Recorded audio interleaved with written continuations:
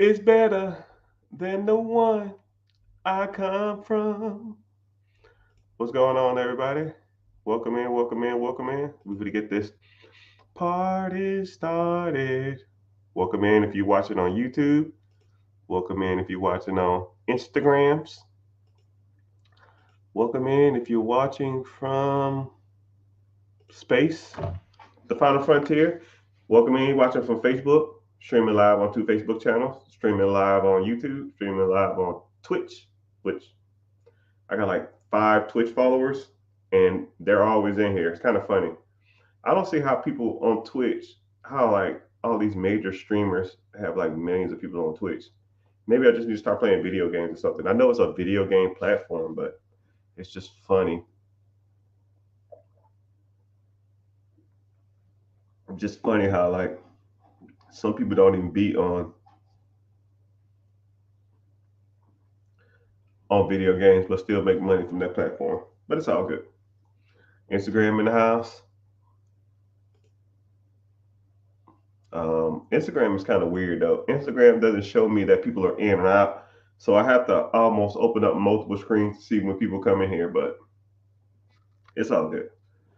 But welcome in, welcome in, welcome in, welcome to the Rich Get Richard, a podcast slash TV show slash media platform that I started a few years back because I wanted to. I got tired of people asking me financial questions. I got tired of people asking me the same questions over and over again because one thing about money and one thing about finances is once you kind of become a little more savvy, a little more financially free than others, a lot of people will ask you, man, how'd you do it? I want to learn. And this process really started because I got tired of repeating myself. And I just started putting the stuff on social media. Or I'll answer questions that people ask me all the time on YouTube or TikTok or Instagram or stuff like that. And that's how this whole process started.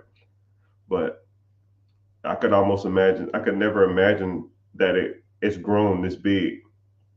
Um, collect comically about 2 million followers, even though social media it goes up and it goes down, or I'll be posting on this one site and then the one site closes.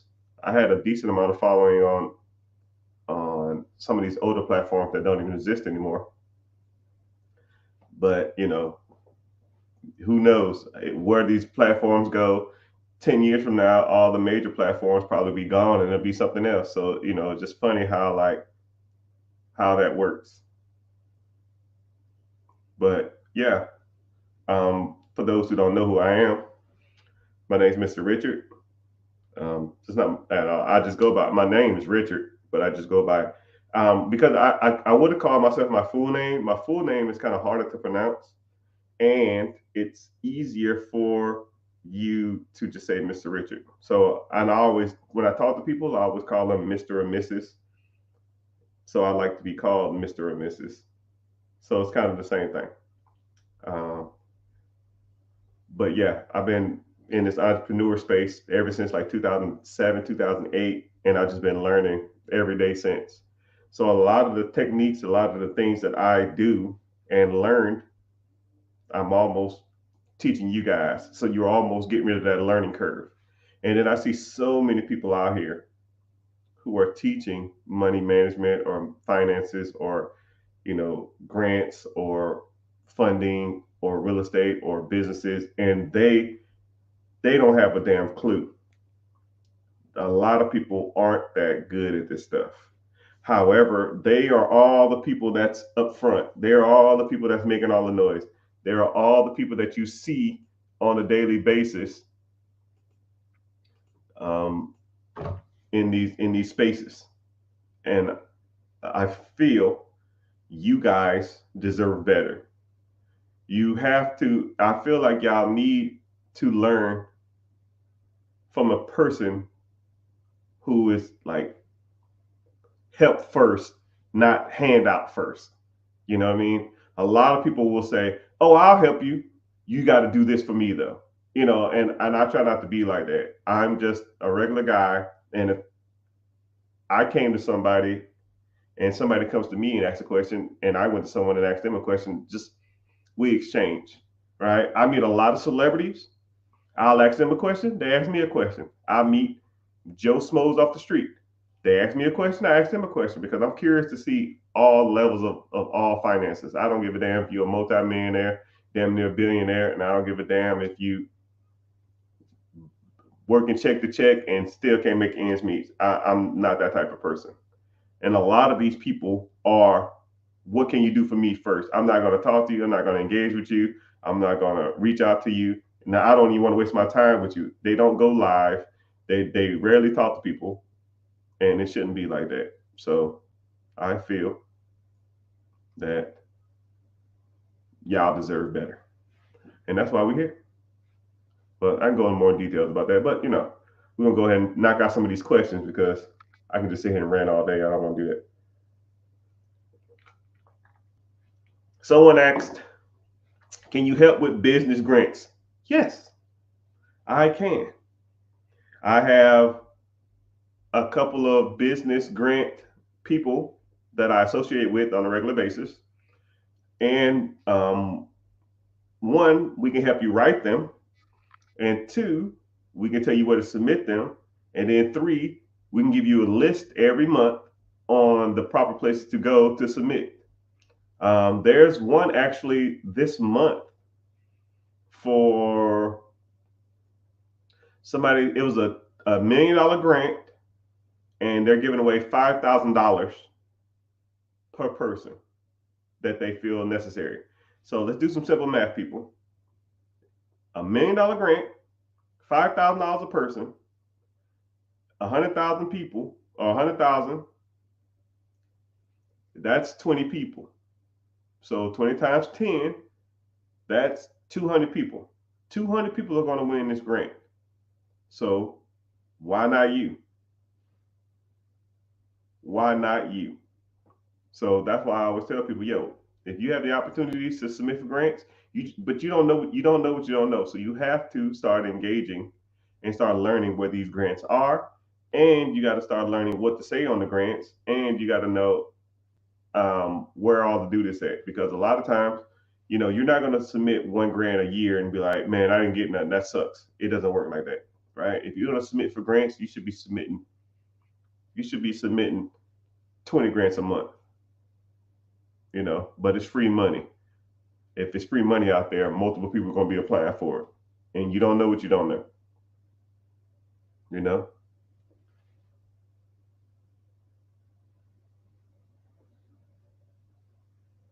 Yo, I got somebody from Twitch in the house. What's happening? I see you. I was just talking about you. But if you are watching, I don't know where you're watching from. I got multiple screens up. Ask a question, right? Is everything finances? I don't know if you want to talk about credit. I don't know if you want to talk about funding, grants. I don't care if you want to talk about starting a Turo business or ATM business or vending machine business. I mean, there's more than one way to make money out here, but you should ultimately be thinking about how I can make money while not doing any work. That's your main goal, and that is your main objective. The most amount of money with the least amount of work. And it's not, and I try not to look at it from like a lazy perspective. Oh man, you're not doing anything. No, no, no, no, no. Right? It's not about not doing anything. It's not, don't look at it like that. Look at it as your time is more valuable than that. And you have to allocate your money and you have to allocate your time to buy stuff that makes you money while you're not doing anything. Because that's the only way you're truly going to grow. You can buy some ATMs, you can buy some um, vending machines, you can buy some rental cars, but you have to be there to probably deal with those cars. You got to be there to deal with that vending machines. You got to be there and deal with the ATMs if something goes wrong. You have to start thinking outside the box. You got to start thinking of, how can I make money and not be here? That's the goal, right? I want you to think of a random restaurant. Think of all right, everybody get a fast food restaurant in their head. All right. You got one? Random fast food restaurant.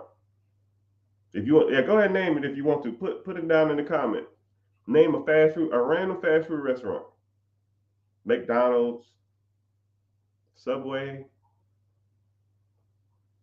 Chick-fil-A, Chipotle. I love Chipotle.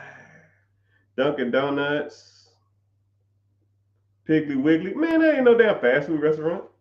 Someone says Wendy's.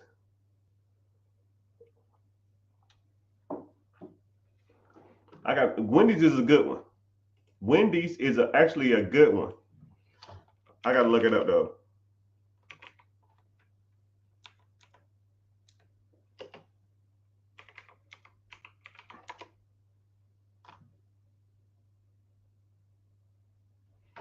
Wendy's is actually a good one. So someone said Riley's, Chick-fil-A, whatever. Okay. Someone said Wendy's. So Wendy's is actually really good. There was an NBA player named Junior Bridgman. Now, Junior Bridgman played basketball in the 70s and the 80s. I think he was played in the 80s or something like that. He took his $10 million that he made in the NBA, and all he did was buy Wendy's restaurants. Okay? And then he took the profits from one Wendy's to buy another Wendy's, and buy another Wendy's, and then another Wendy's, and then another Wendy's. Um, at his peak, he owned close to 500 Wendy's. His net worth was somewhere in the range of $900 million. $900 million, that's LeBron James money. That's Magic Johnson money. That's Shaquille O'Neal money. Shaquille O'Neal don't even have that. That's Kobe Bryant money. That's Michael Jordan money. You know what I mean? I want you to think about it like that. There's a guy who only made 10 million bucks in the NBA, took that, flipped it, and flipped it to $80 million or $900 million. 450 Wendy's. Now, if you made $1 million at your job, okay? Is this a recording?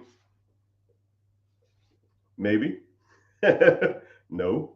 From YouTube. There's a guy who made $2 million at his job, and he flipped it to 900 million and 450 Wendy's. Now, if you made $1 million a year at your job, how many jobs could you have? One, maybe two. If you made $1 million a year at a Wendy's, how many Wendy's could you own? I don't know, 450. I mean, you can own multiple processes that makes you millions of dollars. You only can work one, two, maybe three jobs. You have to get out of the job mentality. A lot of people will say stuff like, man, NBA money is good money. No, NBA money is a job. NBA players go broke all the time. NFL players go broke all the time. Baseball players go broke all the time. It's a job.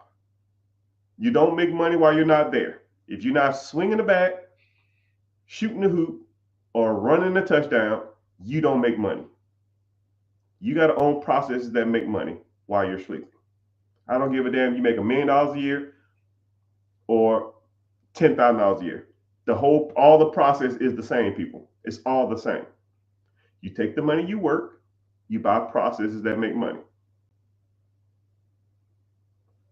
And once that money makes money, then you can ultimately, essentially, almost never be broke again. You know?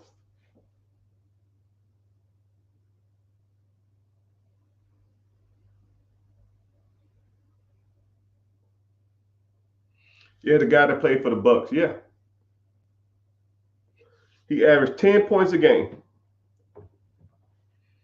And a lot of people think that like the NBA, the NFL, and all that kind of stuff is the end goal. No, man. That's almost like saying a job is the end goal.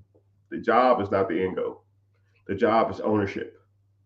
The job, the goal is Jerry Jones, the owner of the Dallas Cowboys. The job, the goal is to own the process, not to work in the process, right? Regardless of how much money you're making, you know. Just something to think about, people. Just something to think about.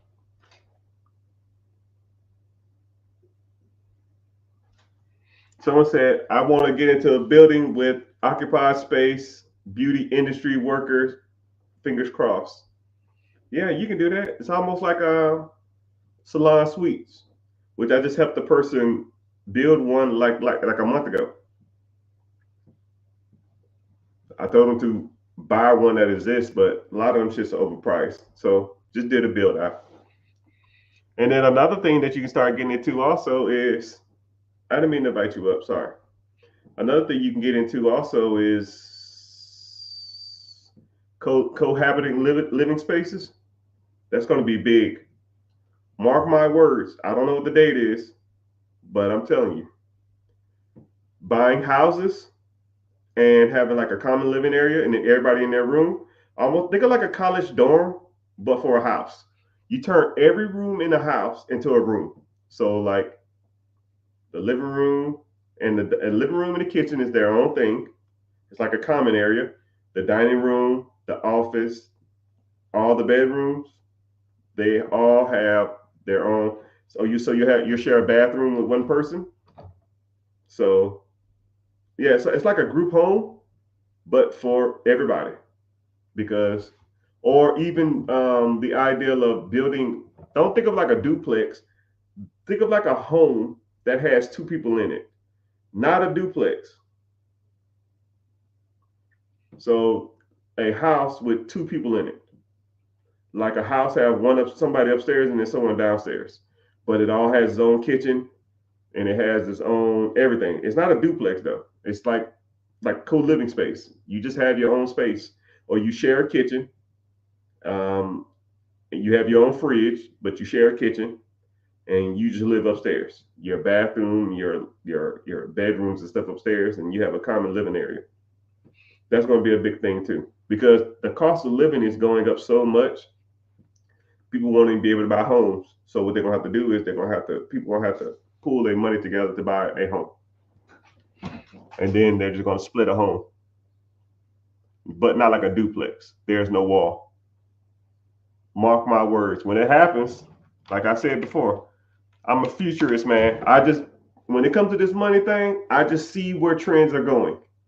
If people can't afford to live somewhere, either they're going to do one of two things. Either they're going to rent an apartment, or they're going to rent an apartment, right? But apartments are getting too expensive, so they're going to start living together. And what's the best way to save money while living together? Have a co-living space. If you have a co-living space, you can live together and pay a quarter of the rent, right? And then once you think about it as an investment standpoint, think about it like this. Let's say if you bought a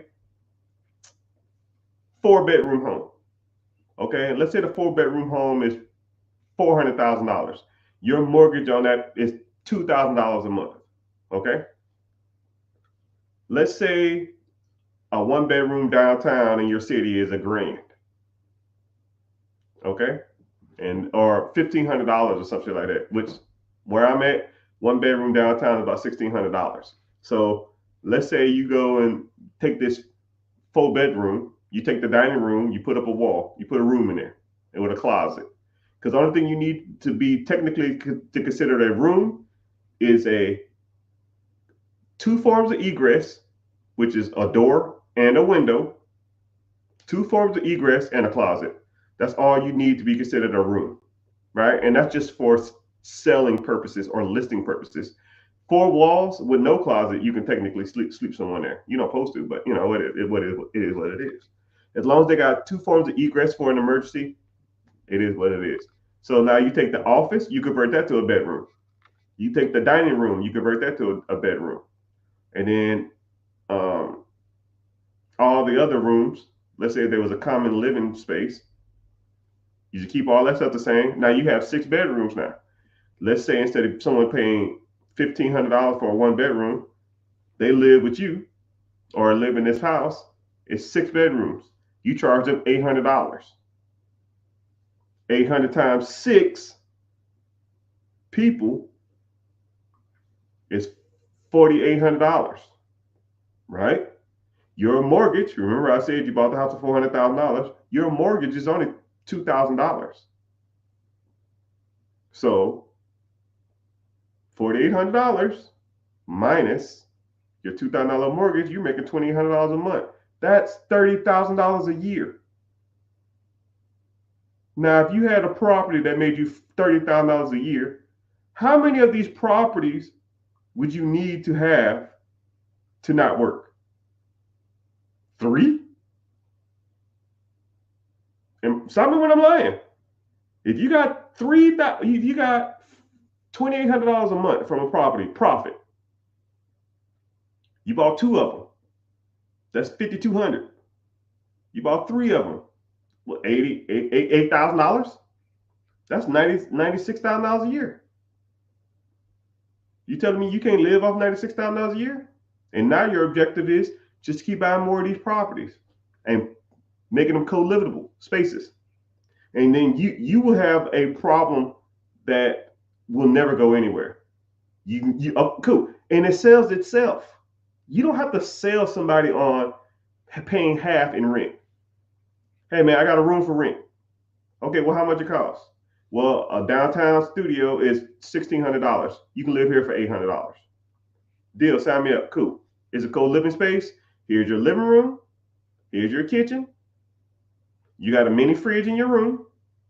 Here's a main refrigerator for all the bigger stuff, but your little fridge in your room is for your milk and stuff like that, the bigger stuff, right? And if you want to get a little mini fridge or something, or a little mini refrigerator or fridge, a freezer, that's on you.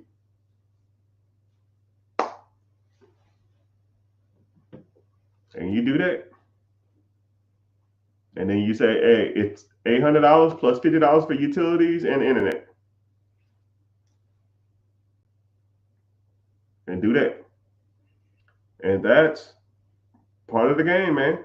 Like I said before, I'm a futurist. I see things and trends when it comes to money. Now you can either copy. Now you can do with this information as you want. You can hop on it, start making you some extra money, or you can just not do shit. I don't care. That's on you. Do what you want to do. And then you can say, man, that's stupid. They ain't gonna make no money. Mark my words. 5-10 years from now, everybody's gonna be doing it. You're like, fuck. Somebody was talking about this. Yeah, it was me. But I already got mine. I don't need it. But you can do it.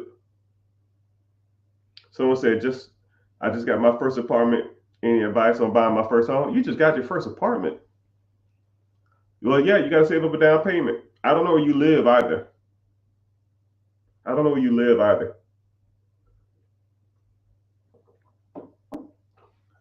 live. So it really depends. If you want to buy your first home, it depends on where you live.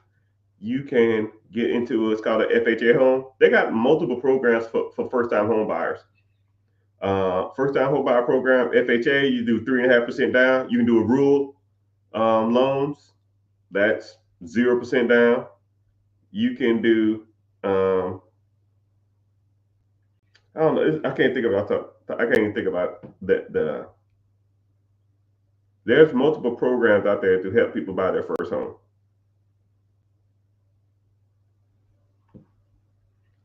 But and then if you are in an area that's considered more expensive, you might want to move out some if that's your goal, or even getting into like a condo or something, or even getting into like a duplex. not duplex, a townhouse or something. But it's kind of crazy. If you're not in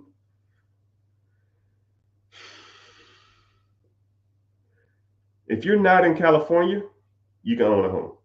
California and California is even pushing it. California is even pushing it. You can still find good homes if you look enough in California, but you got to have your down payment and stuff ready. So if you say even in New York, there's one guy that always says, "Yo, find me a house in New York. Find a house in New York." And I was like, "All right, cool. Here's one. Oh, what about this area? Oh, what this? Oh, well, see that. Well, see, right. You can keep making excuses all you want, people. They are houses in every major city damn near in America. You just got to know where you're looking. Miami's a little expensive, but you can go on the skirts. New York is expensive, but you can go on the skirts. And then I'm not even talking like straight outside of New York. I mean, I'm finding 150, $200,000 houses in Brooklyn. Someone said, "Yo, man, you can't buy no house for no $200,000 in Brooklyn." Oh, cool. What's this? What about this one? Well, see, what website is that? How'd you find that? Some people just look at the cup half empty. Some people look at the cup half full, man. I'm just if I am devoted and dedicated towards something, I'm going to find a way. And if you don't, if you can't find a property in your area, okay, then you don't have a real estate problem. You have a income property, an income problem. Let's start making more money. Let's start buying businesses. Let's start buying real estate out of state. Let's start buying Section 8s. Let's start doing some wholesale deals. Let's start doing some bird dogging. Let's start doing syndication. Let's start doing some lease options. Let's start doing all this kind of stuff. And now when you're making an extra 10, 15, $20,000 a month doing this stuff, then, do you really have a real estate problem now? If I gave you an extra $10,000 a month, someone said, I can't find a house where I live because the cost of living is too high. Boom, here you go. Let's say I work with you directly for the next 6 to 8 months, and I get you to $10,000 a month.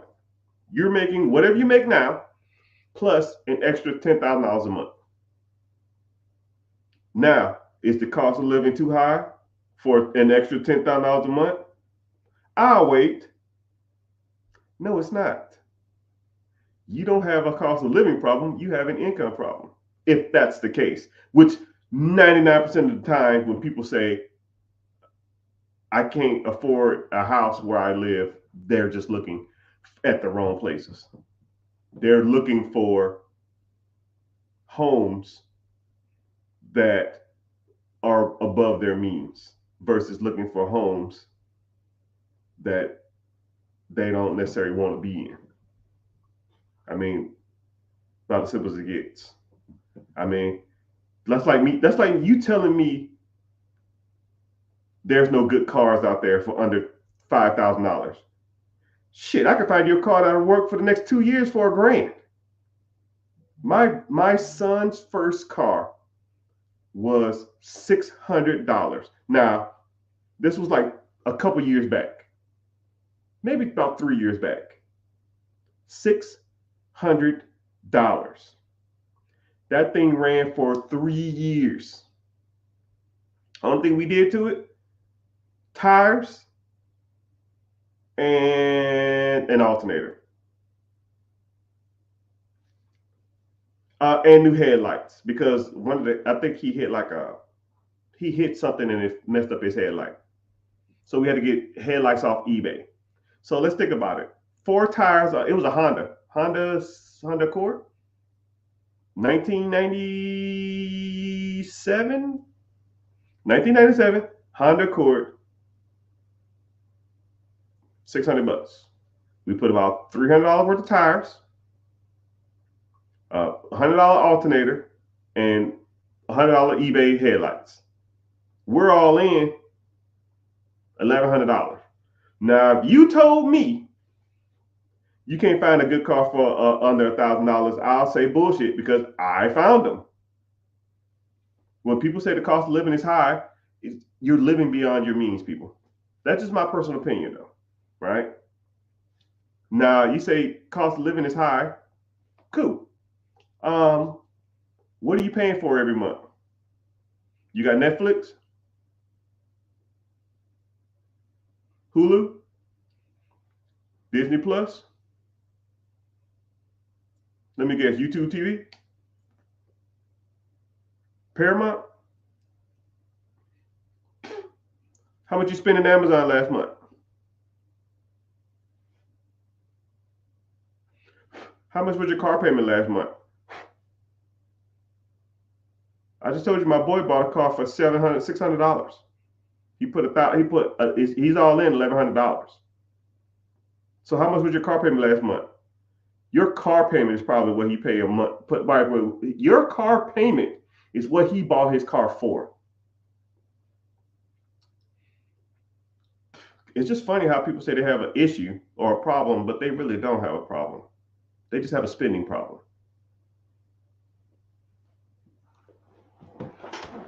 But hey, what do I know? What do I know? What do I know? Bum, bum, bum, bum. They not like us. They not like us.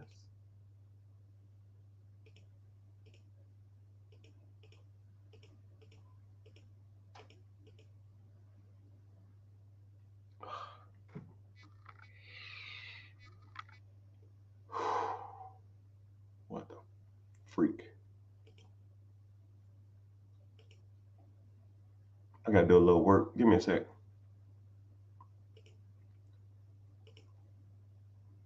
I'm looking good today. I'm looking good in every way. I don't stop the beat. You don't move mess with me. Mr. Money Man, to win my love. Your sweetness that I'm thinking of. You don't hang in the buffalo stance. All right, cool. Enough about that. Did I miss the live? I don't know. Did you? You're here. You're in it. Welcome. But, I go live to try to give people motivation and give encouragement. Hopefully you get some value from this. Hope you learn something. And if a lot of people talk about wanting to move forward, if you want to learn how, this is just the basic stuff that I'm talking about now. Cutting expenses, living below your means, not having a $500 to $1,000 car payment every month, not having a crap ton of subscriptions, not eating out all the time. That's the basics. Once you get over the basics, then you start getting into the real stuff. The business funding, the business credit, getting your credit score at a decent amount, getting LLCs, getting S corps, C corps, getting business funding, getting your business structure proper, then getting into leveraging your credit, getting into business acquisitions or business dispositions, then getting into buying multiple pieces of real estate. That's the big boys and big girl stuff, right? But a lot of times, even getting into trusts and stuff like that. If you want to get into that stuff, if this sounds like something you're interested in, I have a free webinar coming up. Link in the bio. It's called Be Your Own Boss. Sign up. Come to the free class. And see if you want to get started. See if you want to learn more about how these processes work. Because especially if you already got the basics down, there's a lot of people that are comfortable in their lives. They're doing okay, but they want to do better. And then there's some people that just ain't doing comfortable. They're living check to check. They have no clue how stuff works. They have no clue how finances work. They don't have no clue how the business structure or LLCs or funding or owning a business or even buying real estate or even investing. They don't have no investments, no mutual funds, no stocks, no bonds. And you'd be surprised at how many of the people that I come across on a daily basis. And I'll meet people that say, oh man, I got my shit together, man. And then I talked to him for 5 minutes, and I'm just like, brother, you ain't even close. You're not even in the ballpark. You need to learn better. You need to do this. You need to be doing this, right? And then what I'll do is a lot of time when I meet people, I'll just jot down everything. As soon as I say, yo, tell me about yourself, right? Because you can talk about yourself for an hour. Talk to me about your life. Talk to me about your finances. Talk about you have a car payment, you have a house, you have kids, you pay child support, you on disability, you get any child support payments, you got any tax liens, you got tax deeds, you got any of that shit, just anything, right? Just talk.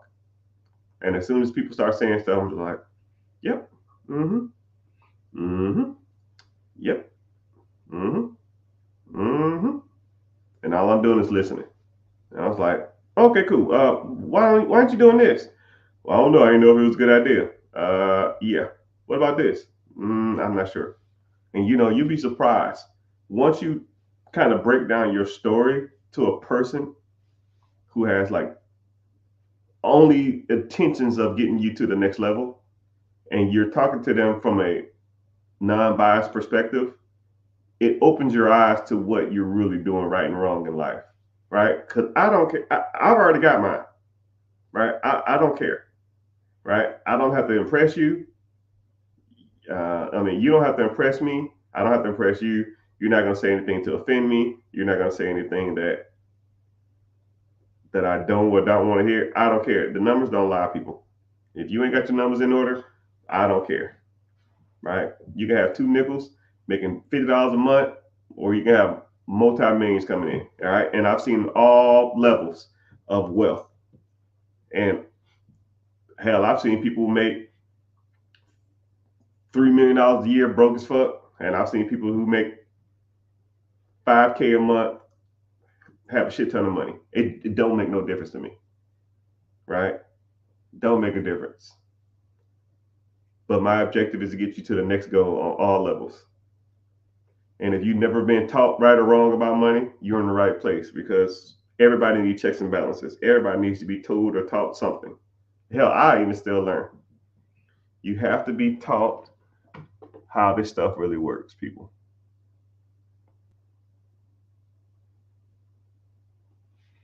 You gotta be taught how this stuff works. How this stuff works. But I appreciate y'all being here. Let me see what questions y'all got. What questions do y'all have for your boy?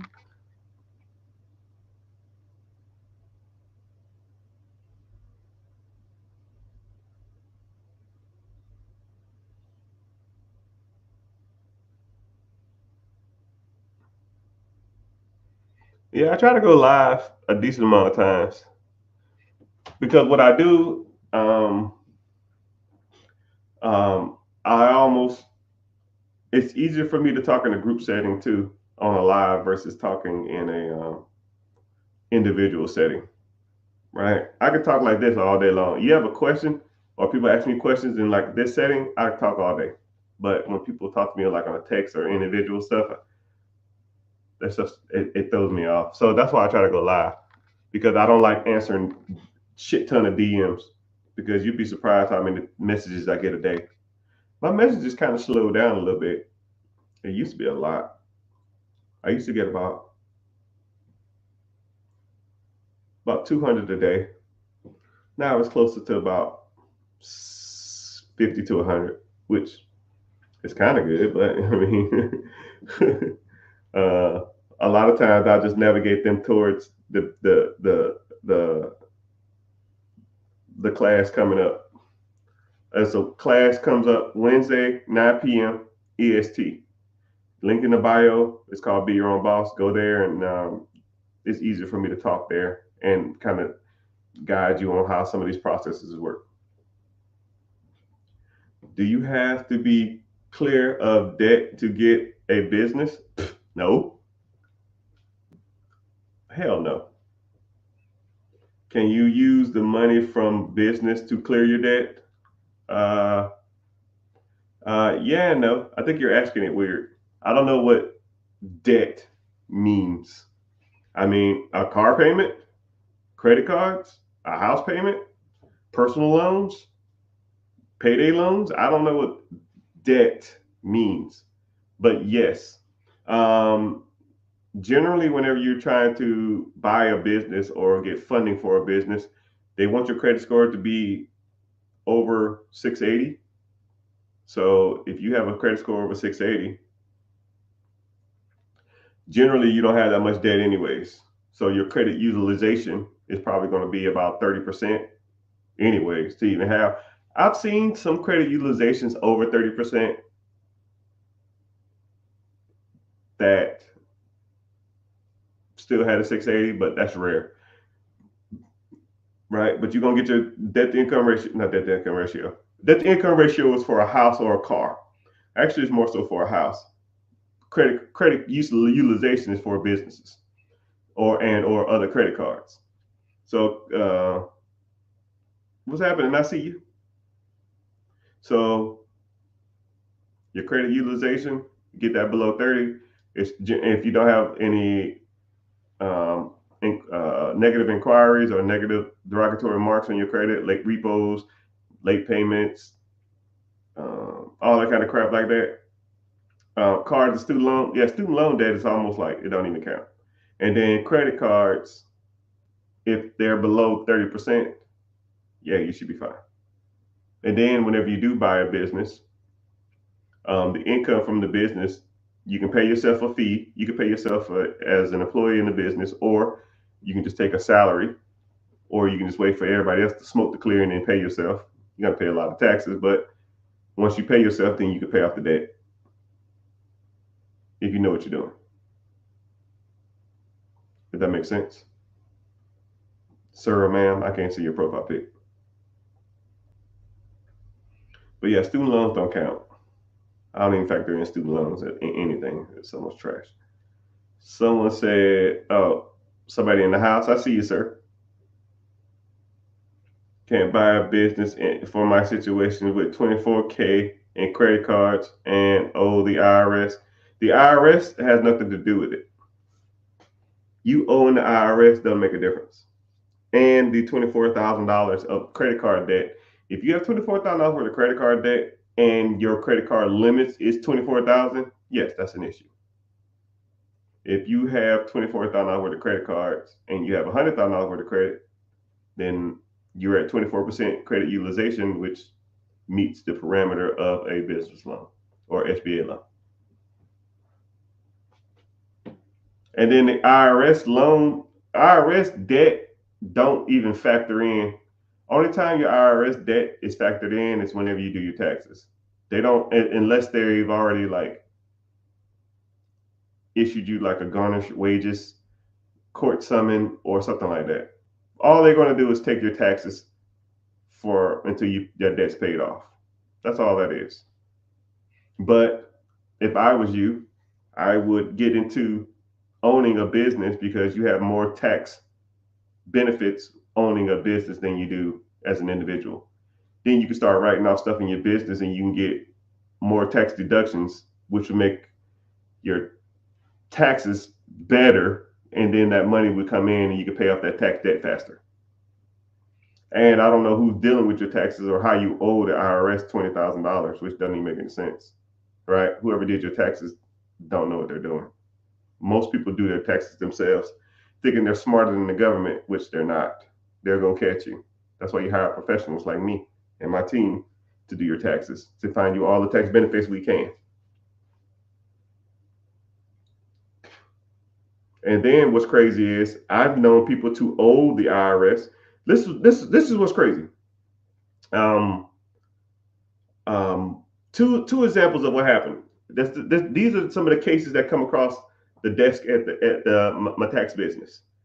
Someone said I was an Uber driver. I did it myself.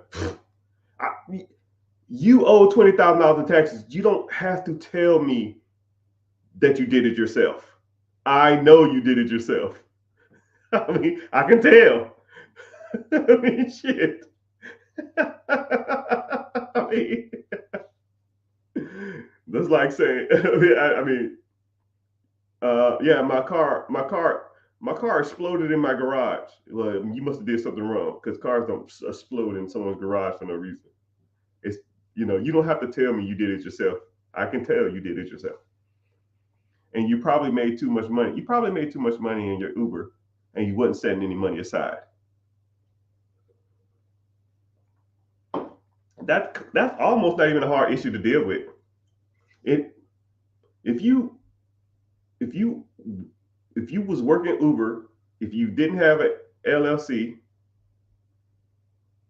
if you had an LLC, you could have probably had more tax deductions than you think. You probably don't even owe $25 worth of taxes. You probably just need a tax professional to do what's called a 1040X. Do a 1040X and amend your last year's taxes to see if they can find you tax deductions, which I do for people all the time. Like, sir or ma'am, yeah, amend it. 1040X. I didn't even read your comment. I already know what you were talking about. Sir or ma'am, I don't know who you are. I see you in the comments a lot. You need to click the link in the bio, join the free class, and really decide on moving forward with me and my team. Because if you don't, like, you have a $20,000 bill, right? And let's just say, for example, my tax team or the tax business, whatever, can get your taxable bill that you owe $20,000 to. Say if we can get it down to $8,000, we saved you $12,000. That in itself, that's free. Anybody who works with me, get that for free. You just join. Hey man, I need to do an amendment on my taxes. Here you go. The amendment form is like $200 or whatever. If we find you more money, you gotta submit your stuff yourself. But it's like $100 or $200. I think it's like $150 or something. Would you pay $150 to save $12,000, $13,000, $14,000, $15,000 on your taxes? We did a guy like 2 months ago, and he did an amendment. We found him $13,000. You know how sometimes, I hate the term no-brainers, but you're in a no-brainer situation. But hey, I don't force people to do it. I don't care. I hate forcing people to do anything they don't want to do. I just present the information. If you're interested, come through. If you don't, I don't care. I was rich before this and I'll be rich tomorrow. Don't care, right? I already got mine, right? I talk about the services I offer from a non-biased perspective. A lot of people talk about their stuff like it walks on water. They talk about their stuff like it's the Holy Grail. People talk about their stuff like you'd be dumb to miss out on this. That's one thing about me, man. I don't care. You want to move forward? Let's move forward. If not, it's your world. You owe 20 grand worth of taxes. I don't care. That's on you. I don't know why you would not want to. Some stuff just sells itself. Gas sells itself. Do you need commercials for gas? No. Gas sells itself. Yo, man, I saw this commercial for Chevron. Man, I'm gonna really get some Chevron gas. No, you don't need to sell gas. Gas sells itself. Gas will sell itself.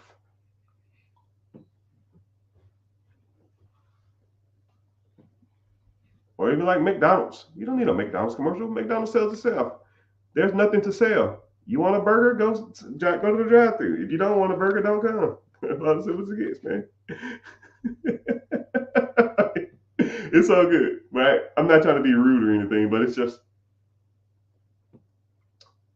like I hate coming off salesy, but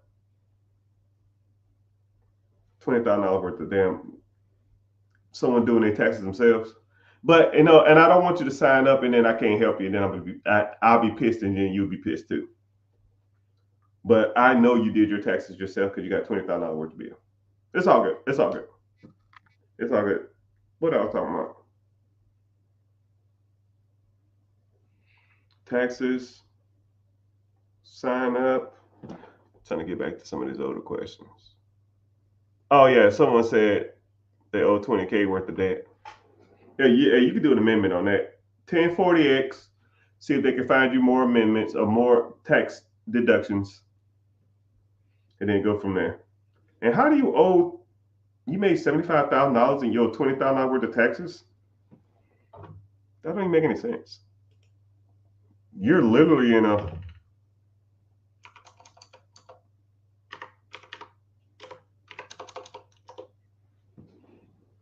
27% tax bracket. Nah, player, that's way too high. 27% tax bracket. Oh no. Hell, just in gas, you should make your taxable income lower. I don't know if you're single or married either.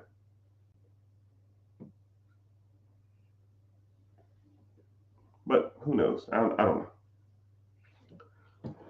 It's all good. It's all good.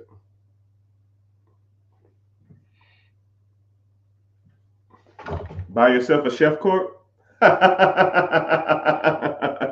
Oh, let me help you out there.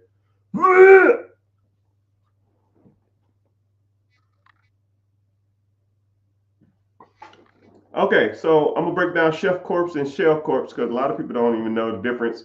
And or um, let's talk about some benefits of a chef corp or a shell corp. Okay.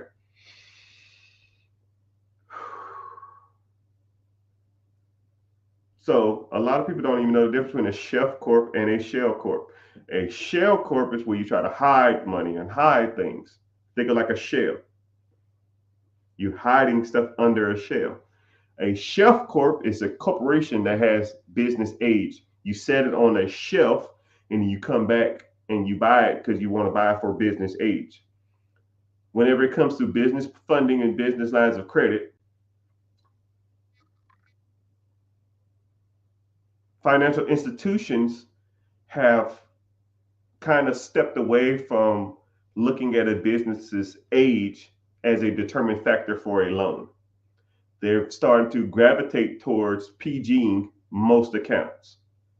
So, for example, if I'll give you two examples, there's two guys walking to a bank. One guy has a chef corp.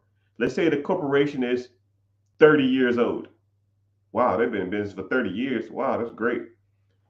The guy who wants to borrow money, him or her has a 500 credit score, no money in the account, no money at that bank. Okay. The next guy walks into the bank. He has a corporation that he started Monday and it's Friday. 5-day old company. He has a credit score of 800 and he has a business checking account with you with $100 in it, a business savings account with you, $100 in it, and a personal checking account with you with $100 in it, and a credit card with that bank that's $2,000, but it's zero balance. Who do you think they're going to loan the money to? And both of these guys need money. Bing, bing, bing, bing, bing, bing, bing, bing. A guy with a 30-year-old business with shitty ass credit and no money? Or a guy with a business that's been a week old, that pays his bills on time, and has multiple products with that bank or that financial institution? I'll wait. I will wait. Actually, I won't wait. We know the answer. A old chef corp or a aged business is irrelevant in today's society. It is irrelevant. How you doing?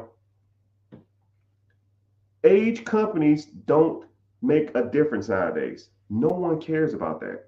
Most business or most financial institutions don't give a shit how old your business is.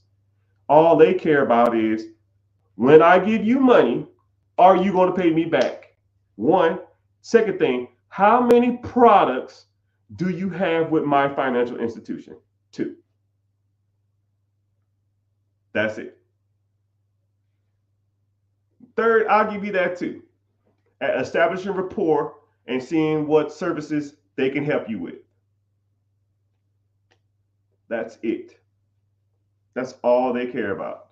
A lot of people try to reinvent the wheel. The Age Corp system, that shit was cool in like 2009, 2016 to 2000 to 2020 ish. That shit's dead. Black folks killed it because people, because majority of the African American community statistically has the worst credit amongst the whole demographic in the United States of America. So how do they get away with that? They just go out and buy an age corporation. Oh man, this corporation is, or this LLC or company or whatever the hell you want to buy. Oh, it's 15 years old. My shitty credit can be overwaived because I have a 10-year-old company. And then they get business credit or business capital. And the same thing they was doing with their credit, and they fucked it up. And now everybody else has got to pay for it. So now they don't loan money out like that anymore. They're loaning money to people who have good credit and a lot of products with that bank because they know that they are a good customer and they know they have multiple products through them. They know that they're going to continue to do business with them. Because contrary to y'all belief, the banks have quotas. Their objective is to open up more accounts. All right. If you ever get bored, just Google the Wachovia product scandal. Their objective was to sign you up for a whole bunch of crap that you didn't need. You go in there wanting a checking account, they'll get you a checking account, they'll get you a savings account, they'll give you a business account, they'll give you a money market account, they'll give you a personal credit card, they'll give you a business credit card. Then they're getting 5-6 products off of one person. They actually got sued for that. They're actually in a class action lawsuit now for that because their objective is to get products. Because the more products they have, the better they look to the government and to the big financial institutions. Like they're growing and they get more funding to expand their branches. That's how banks make money, people. More branches, more services, more loans, interest, credit cards. They're just a business. They're not your friends. They're not your homeboys. They're not coming to your wedding. They're not going to come to your bar mitzvah. They're not going to be at your bridal shower. They don't give a fuck about that. They don't give a fuck about you. It is a business, people. Look at it as a business, right? What are you getting out this transaction? What are they getting out the transaction? If they're going to loan you money and you're not going to pay it back, they're not in business. They're not in the business of loaning money to people who don't pay their fucking bills, right? Think about it like this. If I gave you, would you loan yourself $10,000 based upon your credit? Would you loan yourself $10,000? If the answer is no, why would a bank do it? You got to be enticing to the masses, right? And then a lot of people say, man, fuck Bank of America. They ain't giving out no money. Screw Wells Fargo. They suck. No, you suck. I don't have that issue. I go into the bank, I'm walking out with 20, 30 bands. You walk in the bank, you walk out the bank, and you walking out with rabbit ears. It's not the banks. It's you. Fix you. I walk into a bank with my LLC or S Corp or C Corp and my credit score. Open up a business checking account, put a firewall in it. I go right to their business manager and I get a loan or I get a business line of credit or a business credit card for $30,000 to $40,000, $50,000. Same day.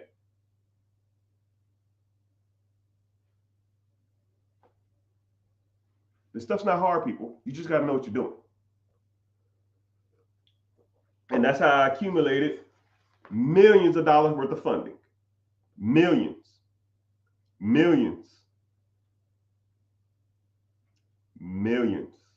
of dollars of funding.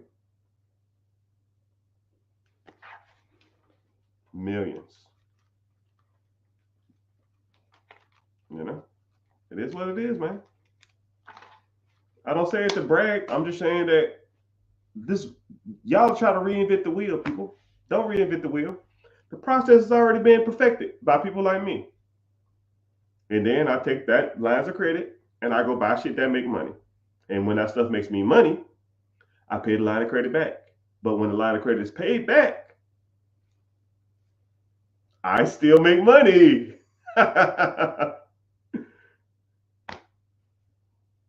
Right? people. But if this is a process that you want to learn more about, I got a class called Be Your Own Boss. Links in the bio. It's Wednesday at 9 p.m. EST. And that's pretty much how debt servicing works in a nutshell. And a lot of people, think that it's like trade lines and net 30s and net 60s, net 90s and Chef Corps and Dun and Bradstreet. Dude, all that's just trash. Trash, trash, trash. Decent credit, LLC. It gets you 99% of any damn loan out there.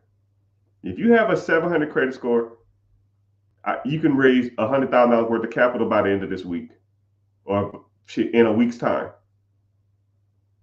I've gotten an individual business funding with a 3-week-old LLC. 3-week-old LLC. Let's say, for example, an individual started an LLC on the 3rd of the month. By the 24th of that same month, he was getting business funding. The age is irrelevant. You don't need this huge ass corporation that's making millions and millions of dollars, people. You don't need it. A lot of these loans and a lot of this business credit is not even they're not even looking at your personal income, nor are they looking at your personal taxes. They do not care. All they're looking at is, can you pay me my money back? Because the banks have quotas to make, and they will loan you the money just to make their quotas. Just part of the game, people. Now pay that bill on time or they coming for you. Put that on the beat. Dun, dun, dun, dun. They not like us. They not like us. They not like us. Mm-mm-mm-mm. They not like us. They not like us. Mm-mm-mm-mm. What time is it? I got some stuff to do. What do you think of interest-only mortgages? So you got two types of interest-only. You got two types of interest-only mortgages. You have hard money loans, and then you have reverse mortgages. I'm not a reverse mortgage type person, but a hard money loan can be good if you know what you're doing. Shit, some hard money loans are actually cheaper than mortgages if you know what you're doing. But you got to refinance out of them 12 months. They're like short term. It's like short term money. You can't get rich or get ahead on a interest only mortgage. You're just paying interest. You don't pay down the principal with interest only. So you got to get into something more long term. What do I think about HELOCs? HELOCs are good. I'm really not big on refinancing unless you do portfolio loans. Like if you have a portfolio, you have like 10, 15 houses, you can do what's called a portfolio loan. That means you can just get refinanced at 80% of the whole loan package. You do multiple appraisals, and then they give you one big loan, one big check, and you make one big mortgage. That's the only time you should be refinancing. Anything other than that is kind of trash. Interest rates are too high. They charge you 10 damn grand to damn do it refinance. You just do a HELOC, pay a simple fee, and then you can use it anytime you want to. And you only draw interest whenever you using it. I like HELOCs way better than refinancing. That's just my personal opinion. I gotta say that's my personal opinion on a lot of stuff because technically I'm not a financial advisor. I just do math. I mean not do math. I just do the money thing, man. I've looked at and read in details a lot of this shit that people don't care about, and I enjoy it. So that's why we're here. Put that on the beat. They not like us. They not like us. They not like us. But it's all good.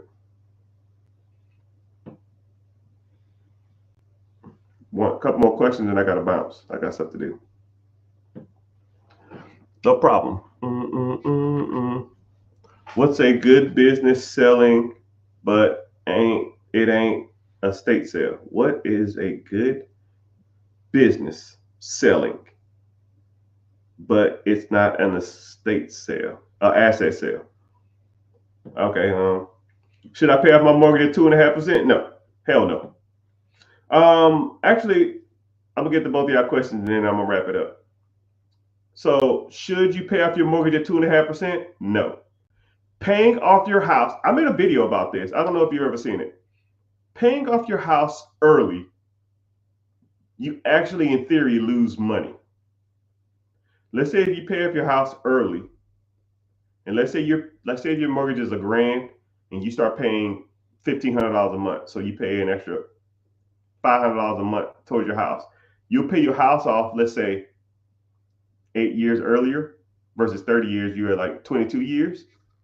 And then the 22 years, 22 to 30, you're saving $800 a month for 8 years.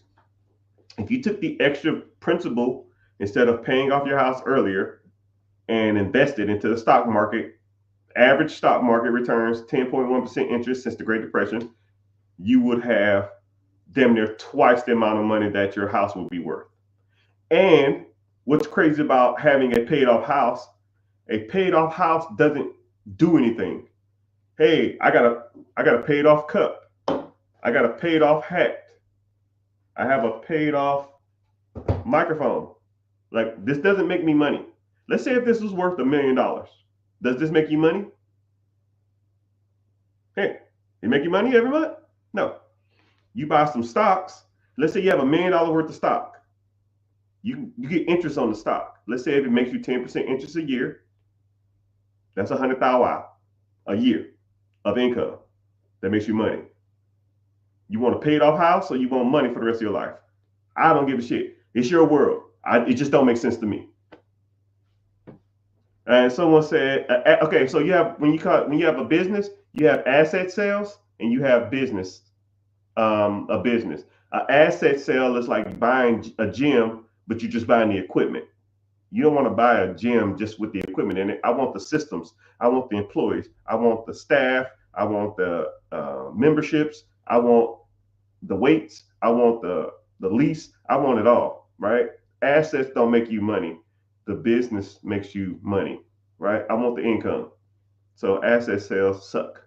Don't do asset sales unless you just want the assets. Oh, you know your watches, huh? I don't even wear this a lot. I don't like it at all. I bought it a long time ago, but we got a fellow watcher, huh? Boom, boom, boom, boom. I didn't know that. How'd you see that? That's crazy. But how time has come and how time has elapsed. But if you have any more questions, like I said before, I have a free class. Come to the free class Wednesday. It's this Wednesday, 9 p.m. EST, right? So 8, 7, 6, depending on if you're East Coast, 6 o'clock. Come to the class and see if you can learn more about the process, right? A lot of this stuff I give y'all is just like the basic stuff, but when we start getting into the big boy stuff, that's the type of stuff I like. But I probably need to start teaching some a little more of this, the basic stuff, because people need that type of stuff. And I try to, I like educating. That's what we're here for. All right, but appreciate y'all being here. Stay tuned. Make sure you turn on your notifications, your live notifications, and come in here, ask the questions, and then we can kind of get some stuff going. Appreciate y'all being here, and later, dudes.